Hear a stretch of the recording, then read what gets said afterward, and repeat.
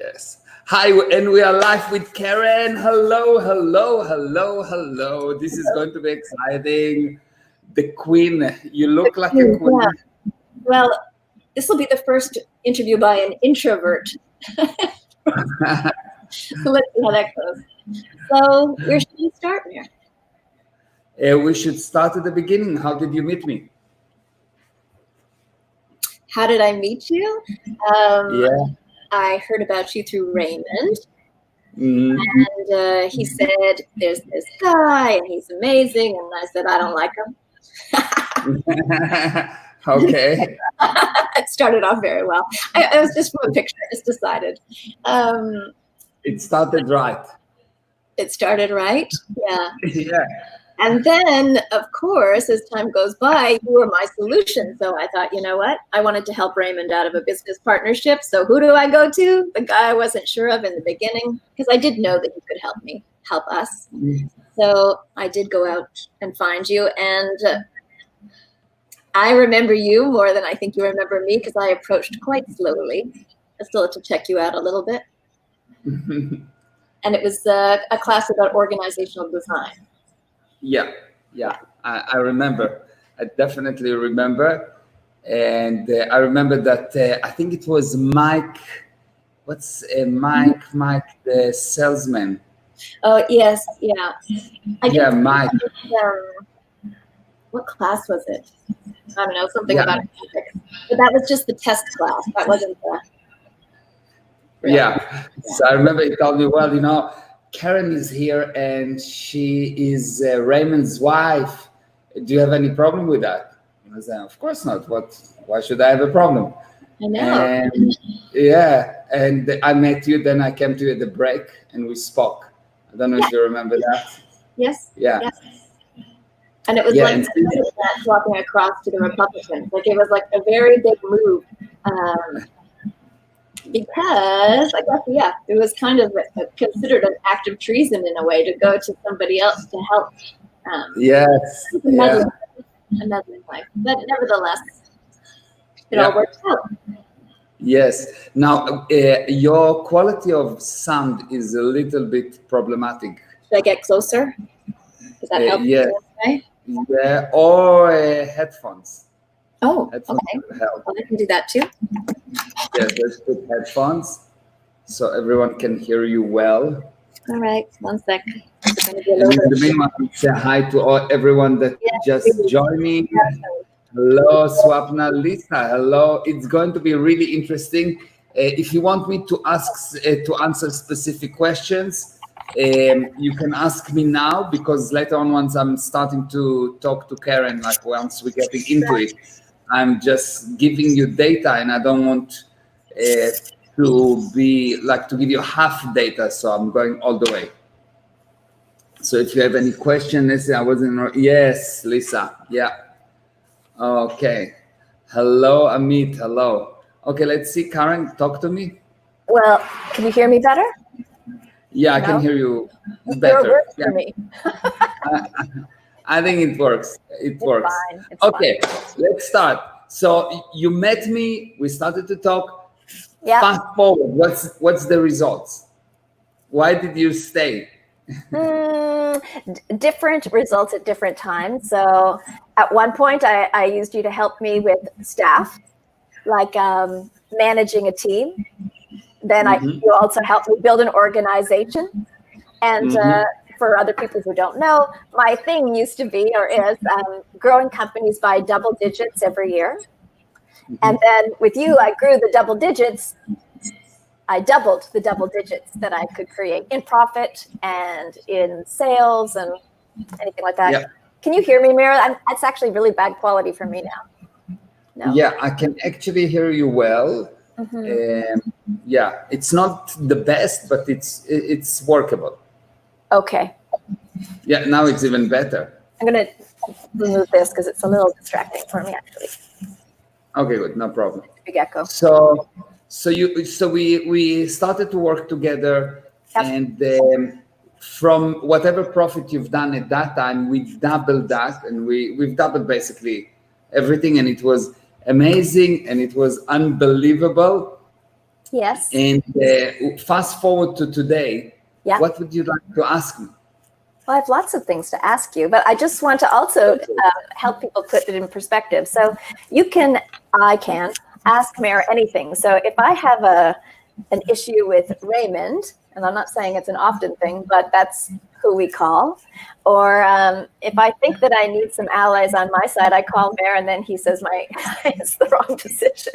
If I'm trying to sort something out, let's say with Emma, my stepdaughter, but basically he's the go-to person, and you can ask him anything. So I'm going to ask you some questions that I think other people might like to know about. Okay, perfect. All right. So now I know you're doing yoga at the moment, or you're talking about the truth about the Yoga Sutras, like the laws of yoga. Yeah. So first, intro why that, and then I'm going to ask my questions. Okay. So the reason I got into it is because Ray is one of my students, and she's into yoga, and she's an amazing teacher. And but some time ago, she found out that she's missing something in her knowledge. Something is missing. Something is not working. And she told me that she was like on the border between just dropping this whole cycle of figuring out what's the right answers. And she somehow found me, and I gave her answers, and she had a major shift in viewpoint, and she realized, okay, now she can teach. And of course, her results improve, her student results improve. And she always had this thing that called the Yoga Sutras, something that was not really clear to anyone. Okay. People talk about it, but it was not really clear. And she spoke to me about it, and she said, look, I really want to understand that. So I had a look, I read, and I saw that you cannot understand it because they are missing data. So basically, the Yoga Sutra has been created at some times ago, and they were already a change from the original. Mm-hmm. So there was an original data. Someone wrote it down, his viewpoint on that data, which means there was already a change. And then over the years, those things has been changed by translation, has been changed by people add to them things, people will remove things from them. And now you have a lot of opinions. Now, when you have a situation, when you have one thing and you have 10 opinions, at least 9 are wrong. But in the case of the Yoga Sutras, there are as many opinions as there are people that reading them. Never found 2 people that think the same about them. Yesterday, I think it was yesterday in the class, I gave just the first 1 or 2 sutras, and I asked people, what does it mean? And we had more opinions than the numbers of people that were on the call. Yeah. So there's a massive confusion. Yet, yoga as an idea or as a technology or as a piece of knowledge is amazing. How do I know it survived for so long? So it cannot be so bad. Yeah, that was my question. Like, why do some things fade away and then some things stay? Like, why did the practice of yoga stay? Because I've even done it. I think everybody at one point has done some kind of yoga. So why? Because there's a piece of truth in it that is so strong that even if you add a lot of dirt around it, the truth still somehow shines through it. And the spirit is something really amazing. The spirit is the thing that knows. Mm-hmm. And when you present a piece of truth to the spirit knows its truth. So even through all the dirt, you still see the actual thing. So in yoga and other practices, you will see that despite all the destruction that those things went through, despite all the changes, the truth, the original truth is still there. And that's what attracts the spirit to it. Okay.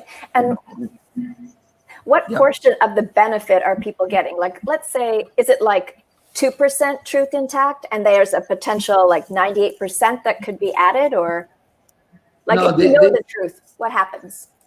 There's probably right now about 0.000000001% of truth, but it's so powerful that in terms of volume, it's very big. Even if this 0.00001%, it's still so powerful.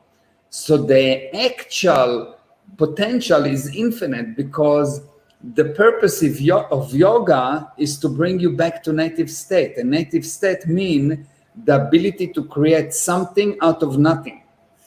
And that's why you're particularly interested. Yeah, and that's why I'm interested, because this is my field, because I really know that you, the spirit, you don't have a spirit.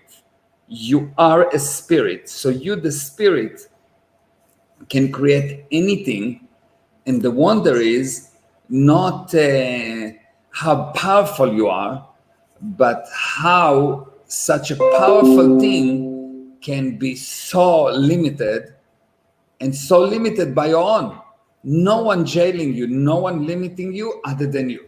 And that's like, wow. And when a person starts to realize that, he gets wins like our students get, that you can double digit things, or double the double digits, or do double your happiness. Anything. Yeah, it works for everything. Happiness, anything you want. Magic wand. Yeah, and fix your body, like different stories, like we had people that had asthma, and we just fixed asthma. So we had Steve that had his back totally got ruined by some accident. He had some things that happened, and within less than 24 hours, the back was fixed. And everything I'm telling you is something that Karyn knows about. That it's I was going to say, it is actually true. If you're not in it, you kind of think it's not true, or true, but it is true. It's almost like many. It's normal. Yeah, it's normal. So once you know the difference between a person that knows and a person that just talk about what he thinks that he know, a person that knows think that it's simple, he can explain it to a 6 years old, and very important, and he uniformly bring results. You can bring to him anything about anything, and he will bring results in that area. So if you know a piece of truth, it's not a truth about something. Truth is the most universal thing. If you know one piece of truth, for sure, actually know it, you don't need to know anything else, because truth undo all the lies, not one lie. All the lies, the actual truth, the thing, the zero time, the no continuation. The truth can be the position from where you create. Once you are there, of course, everything is handled.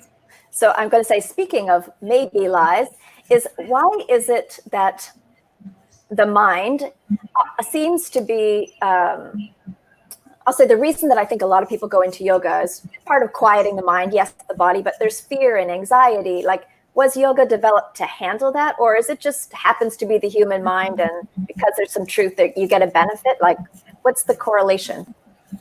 Yeah. So what we have right now, trying to quiet the mind, or trying to handle anxiety, or all of those things from the beginning to end, is actually, once you deteriorated very, very, very, very, very, very, very low, and then you went below that, and then you dig a hole and got to that. Yeah. That's when you need to quiet your mind.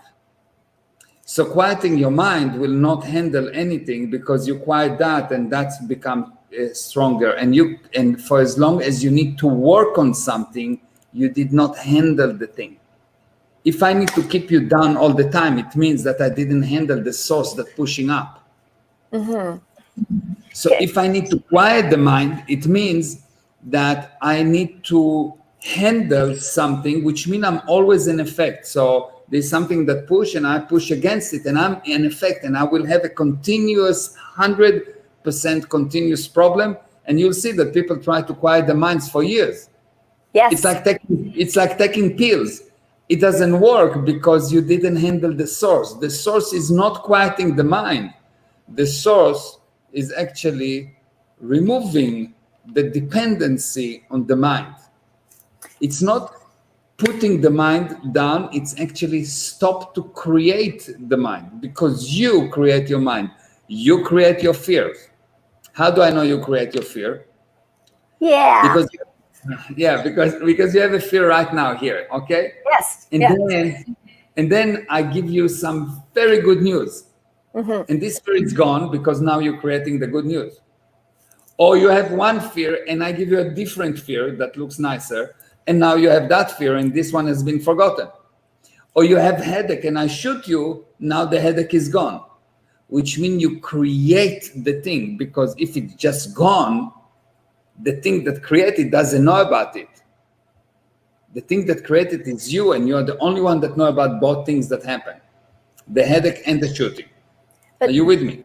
I am, but in my early, so maybe 19, 20, I felt like my thoughts were very close together, like my mind was busy, not in a good way, but then it went away, like entirely went away. That wasn't there anymore. So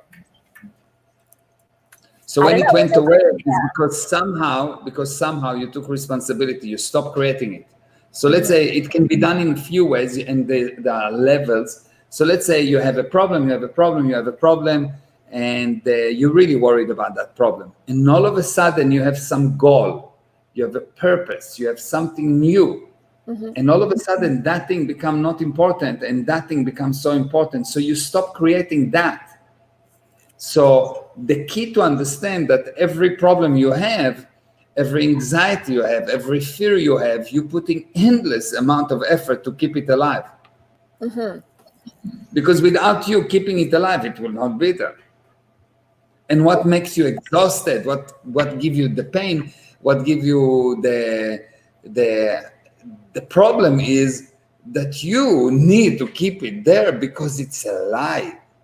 It's not there. How do I know it's not there? Because if you don't put attention on it for 2 seconds, it goes, and you then say, "Oh, wow, my God, I forgot to feed my fear." Okay. And then you look around and you say, "Oh, that's frightening. That's dangerous, and that's dangerous." You look for things in the environment to feed the fear. You give it importance. All right. So I noticed that, I researched, and that people here in North America, let's say, I don't know elsewhere, they start yoga at age 26. That's the average age. So why that age?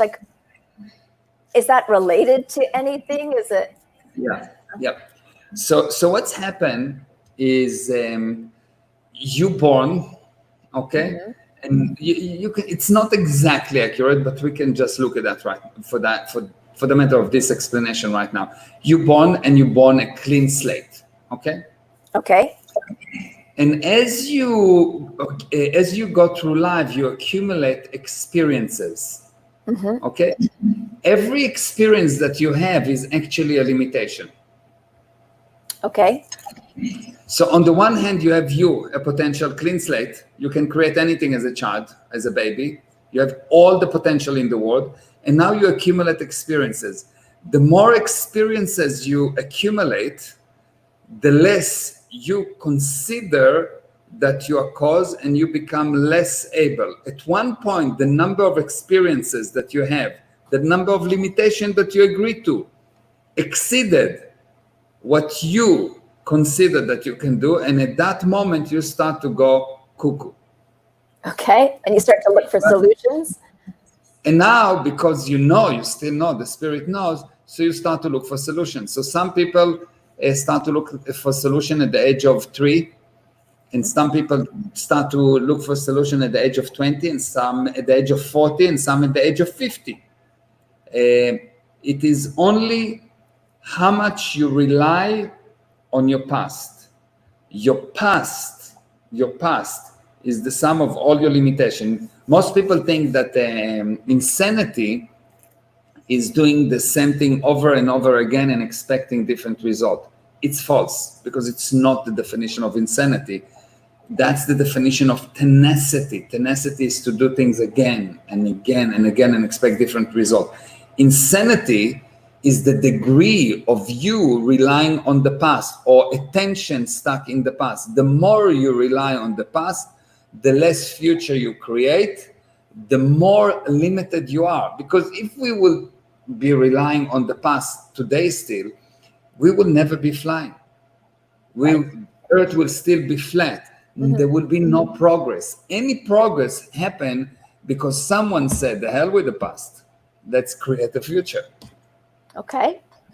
So the reason, the reason people start to look for yoga more or less at the age of 26 is more or less this is the age where there is enough accumulation of losses and enough of accumulation of past that you hold to, and your attention is much more on the past than on the future. And at that moment you say, okay, I failed. I need someone to help me. Okay. And what we do in what I'm teaching is I'm teaching you that the only person that can actually help you is you. So all my teaching is not adding data, but removing past. Right. I don't actually add data. Yeah. That's the purpose of this particular course. It's all your courses are, they're not the same thing, but basically you want to make the person able to handle their life and create a life, not be kind of affected by divorce or weight or fear or any of those things. And the Yoga Sutras actually was designed initially to do just that, to remove the effect of the past. Because you, without your past, you're unlimited. You have no limitations. Yes. Think about it. Just think for a second. Just imagine for a second. Just imagine for a second. You are at the age of 26, 30, 40, 50, and you have zero past. You have only possibilities. Yes. I have imagined that. What if I had amnesia? What would my life be like? Would I choose the same house? Would I choose the same fears? Would I choose all of the same things that I keep choosing over and over? Exactly. You will create everything because the spirit knows. It's really fascinating that the spirit knows until it agrees that it's not. And and you can look at children, and children will do very well. Everything will be wonderful, and they will play and until an adult come into the room, and then there is an accident. But children, without the effect of adults, will do very well. Adults should be only there to assist the child in situation where his small body limiting him, but not in terms of his decisions, not in terms of the way that he self-determined. And the only damage that you can do to a child or any person is to rob from him his ability to decide. When you make a decision for someone else, for example, if I'll teach you something and I will teach you from the viewpoint of I give you something because I know and you don't. If I'll do that, what I'm doing, I'm robbing from you your self-determinism. You are not cause anymore. And actually, I may teach you how to do 2 + 2, but I lost you because now I added past. What I actually want is to get you to look. So everything I'm telling you is basic laws. So you can look and apply it to your life, and then you decide what to do with that. I don't tell you it's right or wrong. I tell you, look, this is a piece of information. What's true is what's true for you. And this is a piece of information that you need to evaluate. And once you evaluate it, you look at your life and decide what to do with that. Do you want to press delete or save? Okay. Now, do you... And save is always wrong. Oh. Because save mean I cannot recreate it, so I want to keep it. Yes. Save is always wrong. And I know it's the opposite because everyone wants more. That's the whole trap. Anything that you intuitively want in one way, it's probably the other way. Okay. Save is always wrong. Is there ever a risk to a person's life by, no matter where the source of the truth is, discovering truth? Because I just want to give you an example. Like let's say right now there's an element of truth in the current yoga that people are doing. They know there's something there, but maybe it's just a matter of that they better tell their mother-in-law that she can't come over, or tell their boss they need another job. Like, is it a coping mechanism and they're afraid to actually really go for what's true about it? I don't know. Yeah. So a person can always recognize truth, and actually, what's unique about this the Yoga Sutras class that I'm delivering right now is that I don't actually. I will teach you at the beginning some basic agreements and basic observations, and I'll get you to observe things, and then the actual Yoga Sutras. I will not tell you this is the Yoga Sutra, because then I made you an effect.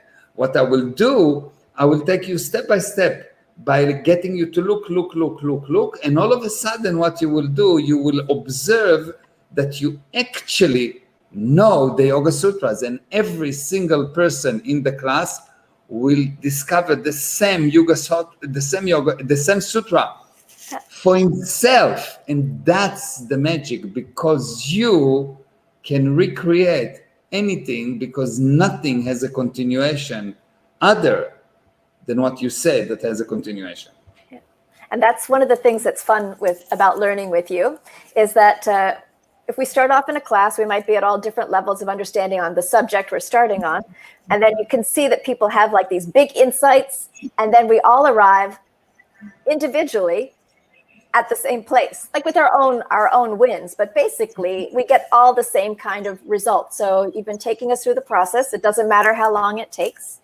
So it can be fast or slow, but we get there. So I'm embarking on a yoga journey, but mostly I like dancing. So I'm like, why am I doing the yoga thing? Because I know that there'll be something amazing at the other end, just because I've been on different journeys with you. So that's why I'm in. Yeah, it's different. The way that I teach is different. It's as I say all the time, it's only for the brave. Why? Because especially at the beginning, your world is shattered. Like, you realize you actually know, yes? You actually know all the lies and zero truth. Yes. And it is definitely like, what? It cannot be.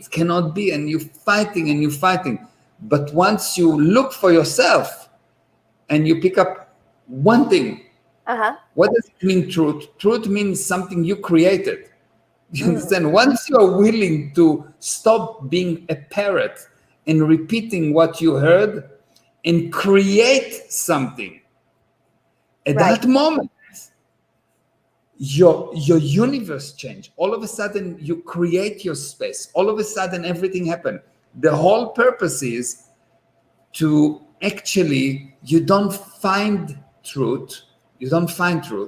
Actually, you eliminate lies, and all of a sudden you create the truth, because truth is something that has no continuation. If it has a continuation, it's a lie, because if it's continued, it means this is not the same as that. That's why it continues. Right. So anything that continues contains a lie. And for you to find the truth, the only way is not for me to give it to you, but for you to create it. Yes. And in that process, the beginning is like, what? It's like, on the one hand, you feel that it's true, you feel it's right, but on the other hand, you push, like, no, it cannot be that I'm wrong, because there's one thing you don't want.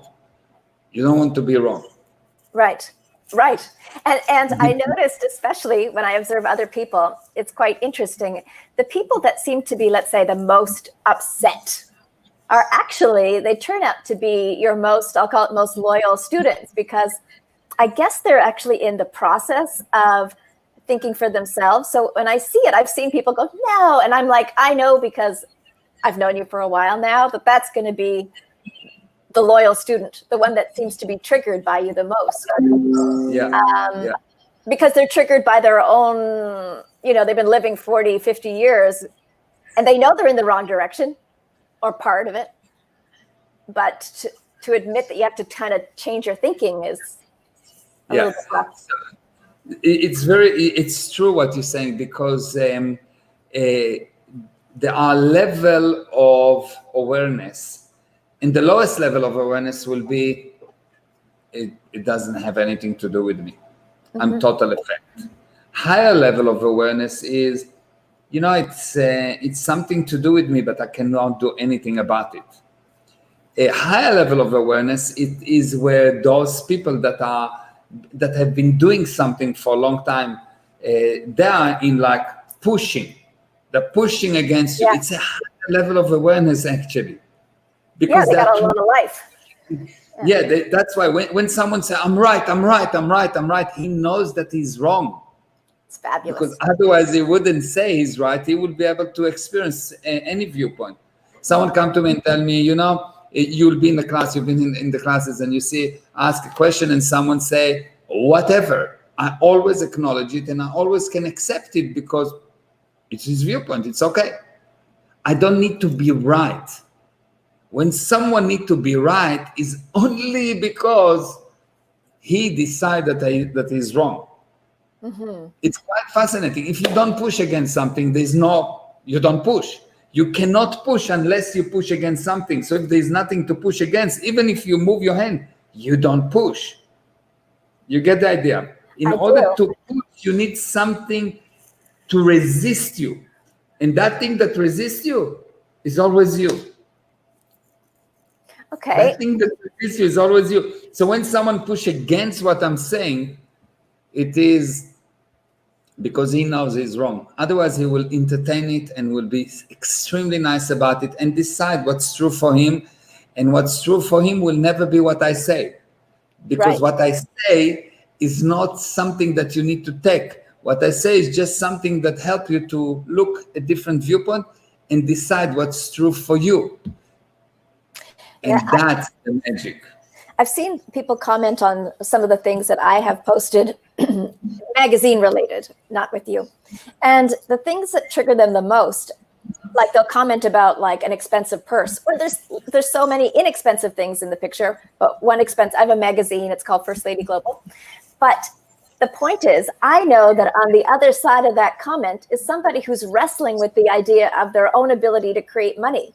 Otherwise, it's just some stupid picture. It doesn't mean anything. But it's so interesting that it works that way. Like the thing that engages you the most in positive or negative is your stuff, not anything to do with reality, the real world, I should say.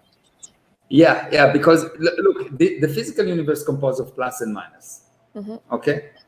And there's the question, what comes first, the chicken or the eggs? There's no question. Plus come before minus. Love come before hate. Something come before nothing. I cannot not have it before I had this thing. Yes, I need to first have it, and then I can not have it. You cannot not have what you didn't have before. So because plus come before minus, because love come before hate, because creation come before destruction. When people resist something, it's a minus, is because they already had it. Oh. You understand? Yeah. You understand? When someone wants to be successful, he used to be successful. Maybe not in this lifetime, but he used to be. Maybe when he was 2 years old. Maybe for 1 second, but he used to be successful. Otherwise, he wouldn't even know what success means. Right. Now, Meir, yeah, go for it. I don't know if you're on to your next interview, or should I ask you more questions? Go for it. We have people. They can wait. Yeah, I never work with time. I always work with result. Never with time. Because time is something that you create. But nickname Shoulders is next. Nickname Shoulders is next, so I'm sure she will have even more beautiful shoulders within the next 15 minutes. She can put cocoa butter on them. Exactly. Okay. So what about this idea that people think that they have a purpose? Like they know that there's something bigger, but it doesn't seem to materialize. Like, why have that vision just to torture us, you know? Okay, because for every purpose that you have, that you ever had, you created immediately a counter purpose that you are not aware of. Everybody without exception. Even the you. The mechanics of the physical universe, or the mechanics of the universe, spiritual, physical universe, is that every spirit ever existed on this planet come to here after you got a purpose and a limitation for that purpose. Mm-hmm. So you're in constant problem. And in order for you to overcome that, you need to actually find the lie, which is the limitation. Mm-hmm. And once you find the lie, the limitation, you can then decide if you want that purpose or not. Okay. Because even the purpose is not actually your purpose, but you can make it yours. It's similar to that. It's similar to the following. Let's say you play a basketball game, okay? And you say, I know my purpose is to put the ball in the hole, okay? Mm-hmm. But you don't include in the purpose the enemy, which is to protect against the enemy, to defeat the enemy, to overcome the enemy. You just think putting the ball in the hole. You have part of the game. Yeah. So most of the people, when they define the purpose, they define what they want to achieve. Yes. But they never define the opposition for what they want to achieve. So they never have a completed purpose. So they actually intensifying the plus and ignoring the minus. And so the minus uncontrollably become bigger. And at one moment, it overtake them. Yes. And I even had that experience where, like, I did always just want accomplish the goal. I kind of like thought, like, I'll just keep going, like Energizer Bunny, and I could deliver over and over. But at a certain point, because I didn't define all those other things, that became overwhelming or exhausting or unfulfilling, some word like that. Like, it's success, but not fully, you know.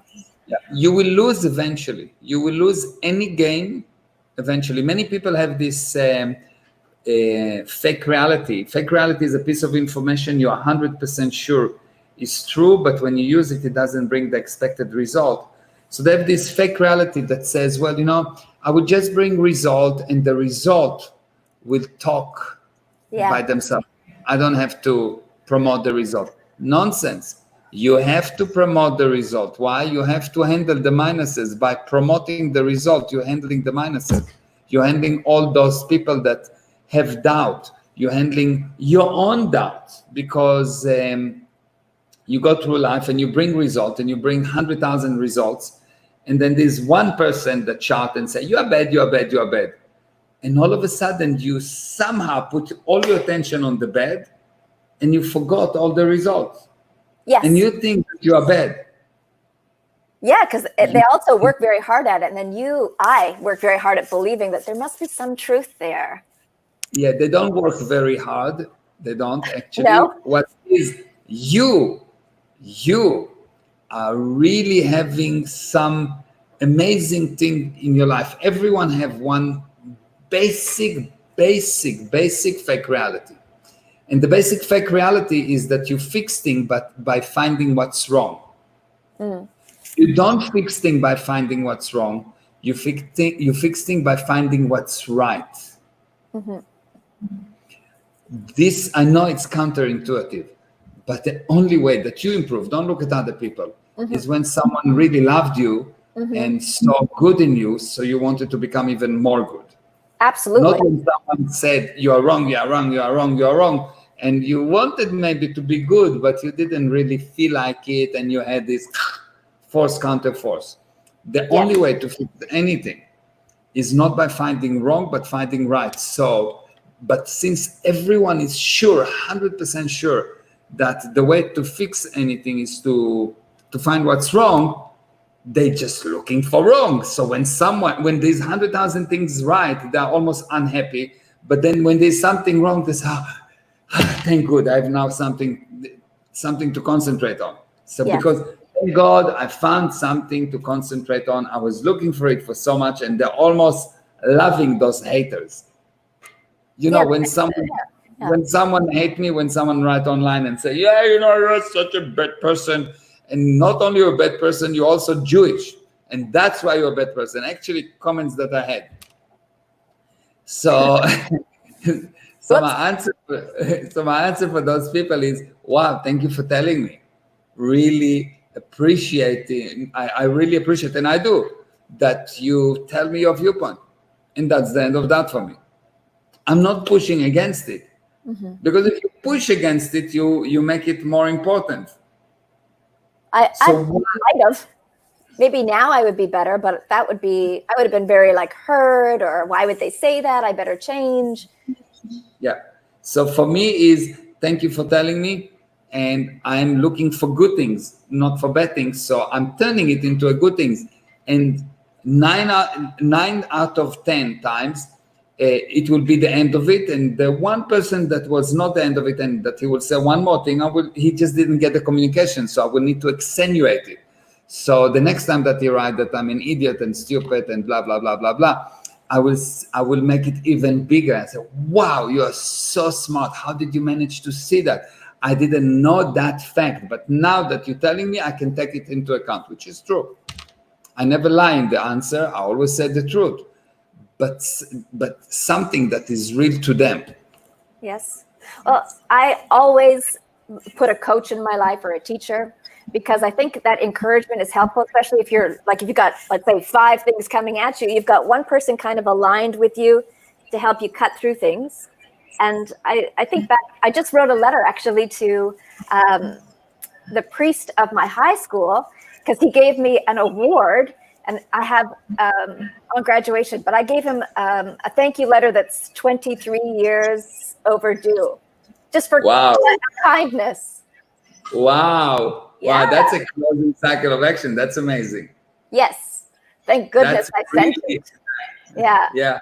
So that's those little things, like the little things that he made me right, as opposed to, wrong. And that's a memory or a benefit from 23 years ago, or whatever it was. Yeah. So that's the power of kindness. It's so powerful to find the right things. It's super powerful. Yes. So you're with me forever. And I have my coaches that have helped me in the past. They're still with me, even if I'm just chatting with them. Like this morning, I spoke to my first business coach, and I speak to him every couple of weeks. But my coaches are always the first people to come help me if I need help. Or in this case, it's yoga.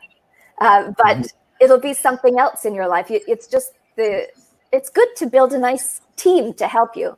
So I do. Yeah, we're going to talk about yoga in this webinar, and the title is yoga, but really what I'm talking about is how to delete fake realities so you can find the truth about anything you want. Since we are talking to people that are interested in yoga, they will find truth in the Yoga Sutras, and they will find truth in yoga, and it will make them much order of magnitude better yogis. Actually, I've asked people that do yoga to define the word yoga. Trouble. And what it's trouble, because every person have a different definition. Then I ask them to define the word yogi, and it's not even nothing. There's nothing. They think yogi is someone that doing yoga. That's the extent of the definition.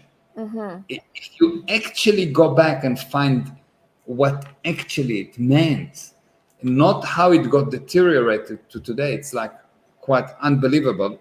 And a yogi, once you'll find the definition, you will see that it's a very high level of responsibility. Because a yogi I won't give you the full explanation right now, but a yogi is someone that is exterior to the maze. Imagine that you have a maze and you are inside the maze. So yogi is someone that exterior to the maze and help other beings to navigate through the maze so they too can be exterior to the maze.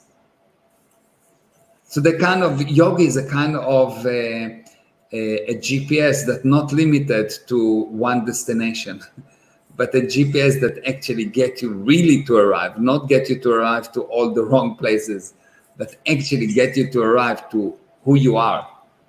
Yes. Not to where you want to go, but to who you want to go. Well, Big difference. What I see in common of just the sampling of people that I see that are into yoga, they're generally into other things that are related to looking for truth. And I don't see them as like big problem maker people or any of those things. No, They're looking for a nice life, you know. They're generally people that are doing yoga are generally people above the average person in the street, because they already realize that there is some truth. Yeah, they already know.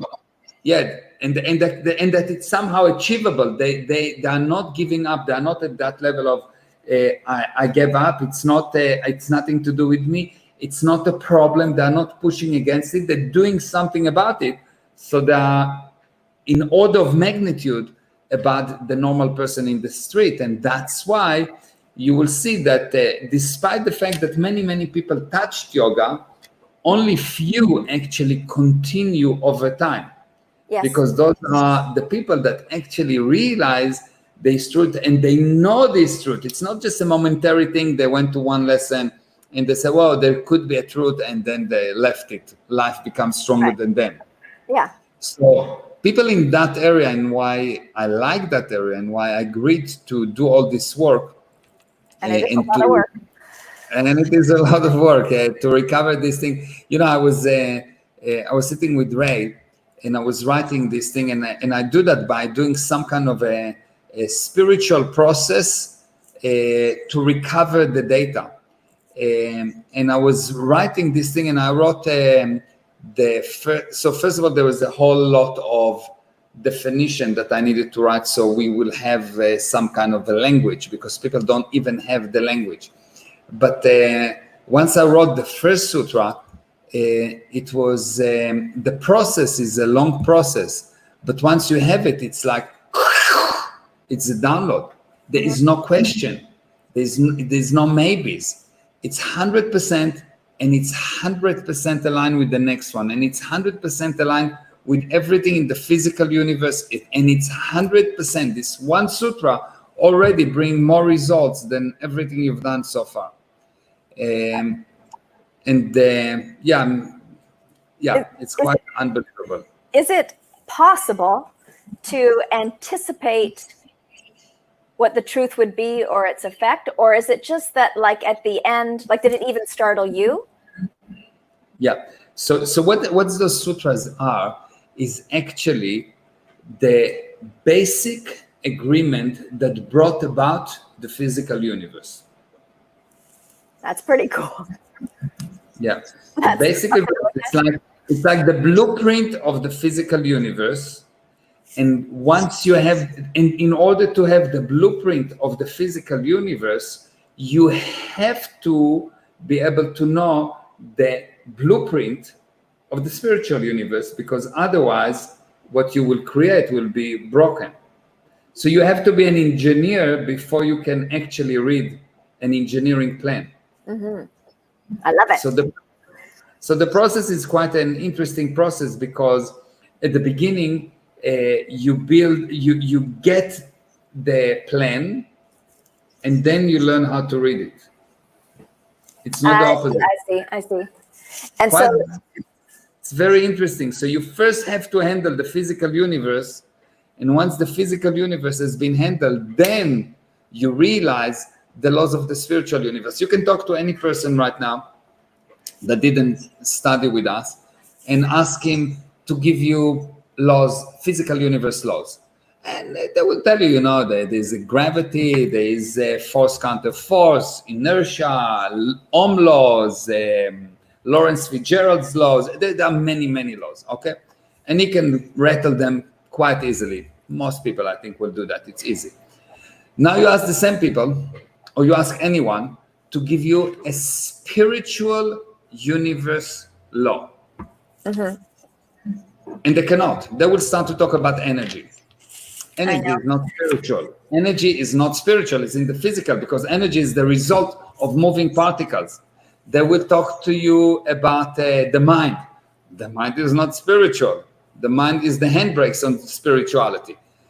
They will talk to you about many things, but they will not actually be able to give you one law that actually define how the spiritual universe bring about the physical universe. Right. And that's fascinating. I think this is just my thing, is that I had a sense of something more, let's say, and I did have experiences, but I didn't have the language and even the structure to kind of sort out some of the things. Like, you didn't tell me them. I came up with them based on some just, if you don't know Meir, he teaches complex things in a very simple way, so you're going to get it. So just put that aside. So you taught me things that seem like it's so mystical and spiritual, but in the end, it's so understandable because I did know. And all the rest of the stuff that people teach, we kind of add it to what's actually true. And then we get some kind of, like, it sounds good, but it's not, doesn't actually work. So, So few things. First of all, yes, you're right. The spirit knows. Yes. So you cannot teach the spirit. You cannot teach the spirit. You can only release the handbrakes. You can just convince the spirit to know again. Okay. So you that's number one. And the problem with what most people teaches is that there is 1% truth, or 1% truth, and 50 billion % of lies. And the truth is what you hinge to, and the lies is what makes you blind, and it's a problem. That's why you will see 99.99999% of people that go to self-improvement, actually, other than maybe feeling or convincing themselves they're feeling good, which I believe it is, physically, in the physical universe, they don't improve. Yeah. And the problem is that you cannot be spiritual if you are hungry. You cannot be spiritual if the bank calls you. You cannot be spiritual if you cannot maintain your responsibility in the physical universe. So if you cannot be an artist and starving, it's like almost an oxymoron. You need to, first of all, handle the pain. If someone give you a knife and stab you with a knife, you're not coming up now with a song. You're not going to write a song. Yes, you're not going to write a love song while someone's stabbing you. Yes, the physical universe stab you continuously, and you want to write a love song. You're powerful. No, but not that powerful. Right. Yes. Well, so this is why. So you have to handle the physical thing as a first step.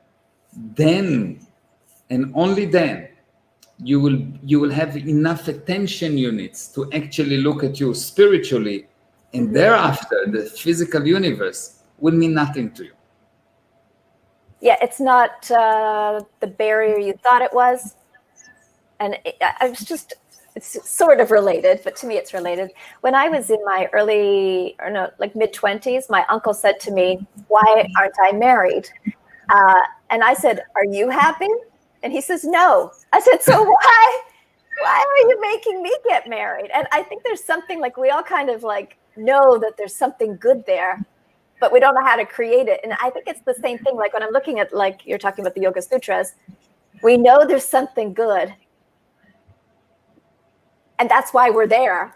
But it's just get rid of the garbage to have what you really want. And by the way, I ended up, I created my own idea of marriage, and I did have a very clear idea. So who knows what that was? Luck. Channel to yoga. No. The word luck means demonstration of abilities. Yes. And I was always kind of considered very nice, but very weird. And weird only in the sense that you won't believe this, Meir. My nickname in university was AE, like, so basically anti-establishment, which is like ridiculous because I was like a librarian helper in grade school. And the award I won from that priest was a fellowship award, a friend to all. So I guess the only inquiry was I just was willing to question what was working and not working because I did want a better life than what I saw everybody accepted. And anyway, I do know that it's time to go because Shoulders, your next appointment. Her nickname. Okay, so let me just say a few things before we end. First of all, thank you. Yeah, thank you. And second, everyone, if you want to learn more, follow me on Instagram or on Facebook. On Instagram is Meir Ezra Official, and on Facebook is just Meir Ezra. And I'm going to have on Sunday at 3 p.m. Eastern Standard Time a free webinar on the Yoga Sutras. If you are interested, simply register. It is meirezra.com/yoga. It's on the screen on the Facebook Live, and for those on Instagram, just go to my bio. The link is there. Thank you for everyone that been here, and I see a lot of people commented. And if you want me to answer questions, I don't take the questions during the live. Why? Because if I answer questions, I don't actually deliver to you. I'm not answering Karyn, and I'm not with her. So when I'm on the live with a guest or with someone that interview me, I'm with them 100%. And unlike the webinars, in the webinars, I'm with you. So if there's 100 people on the webinar, everyone is on the chat and I'm talking to everyone. It's an interactive thing. Mm-hmm. So if you do have questions that you want me to answer in the next live Facebook Live or in the next Instagram story or live Instagram, what you need to do is write me a private message, ask the questions, and I will give you the answers. Also, Amit, I'm sure that you are listening, Amit and Swapna, if you can take the question that people wrote and give it to me in between the Facebook Live, and I will answer them. And the last thing that I want to tell you is, or the last two things, that every day at 10 p.m. South Africa time, and it is 4 p.m. in Eastern Standard Time. Yeah, 4 p.m. Eastern Standard Time. I'm live every day other than Sunday, I think, or other than Sunday. Yes, other than Sunday, because Sunday I have a few webinars. So follow me, be there. I'm talking about whatever. Those things are not script. I didn't know what Karyn is going to ask me. I never ask what are the questions. They're just shooting the questions, and it can be about nuclear physics, it can be about children, it can be about mathematics, it can be about history, it can be about cooking, about relationships, about business, about statistics, about finance, about corona, about health, about anything you'll ask me. What I do, I know. I don't remember. I know. And I always give you an answer that will startle you, because it's not what you expect, because what you expect is what got you to less than perfect. Okay, that's all for today. Thank you, Karyn. Thank you everyone for watching. Thank you, Amit and Swapna, and thank you for Shamaya that organizing everything in the background. And of course, thank you for Gali, my amazing, unbelievable, amazing son. Gal Ezra is wow, the most. And that's it. See you within a few minutes with Shoulders. Shoulders going to interview me. Okay, bye. Thank you. See you. Mwah. Thank you. Bye. Bye-bye, everyone. Bye-bye. Thank you.